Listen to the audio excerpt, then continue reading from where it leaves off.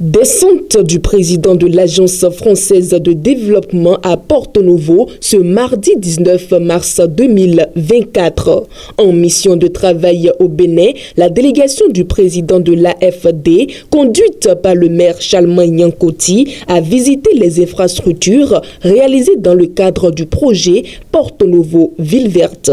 Les travaux de résilience au changement climatique réalisés dans la ville capitale du Bénin qui offre aujourd'hui un environnement sain à la population sont appréciés par l'hôte. Mon sentiment principal, c'est vraiment un sentiment de fierté et je veux vraiment féliciter les habitants de la ville de Porto-Novo et leurs élus pour avoir eu cette clairvoyance. Le brassage économique, culturel et écologique que végète la place Abessan et la promenade lagunaire répond aux engagements de la préservation de la nature. Une stupéfaction pour l'AFD, partenaire financier du projet Porto-Novo Ville Verte. On voit bien, on est sur une zone lagunaire qui est très protégée, très belle. Et donc c'est des projets comme ça qui permettent de continuer et qui permettent de faire comprendre qu'il ne faut pas opposer la protection de la nature, la lutte contre le changement climatique et le bien-être des populations. Après cet investissement, j'ai l'impression que les populations, en tout cas c'est ce qu'ils nous ont dit, vivent mieux.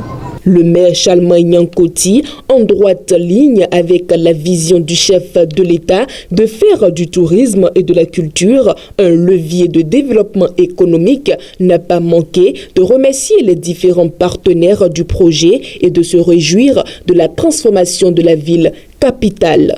C'est le lieu, encore une fois, de remercier nos partenaires, l'AFD, le FEFEM et nos partenaires traditionnels de Cergy, Pontoise et de Lyon qui nous ont accompagnés dans la mise en œuvre de ce projet. Et nous sommes très heureux. Voilà un projet qui a transformé toute cette zone qui est le cœur de la ville de Porto-Novo. Des dispositions sont annoncées pour assurer la protection de la nature et la préservation des travaux. La mairie elle-même prend des dispositions pour que toute cette bande soit protégée.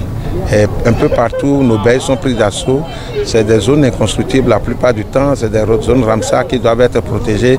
Mais malheureusement, pour défaut d'éducation, pour défaut de sensibilisation, la population ne fait pas attention à un minimum de règles. Avec l'appui financier de l'Agence française de développement, la deuxième phase du projet Porto-Novo Ville Verte sera bientôt lancée afin d'offrir une ville beaucoup plus attrayante aux touristes.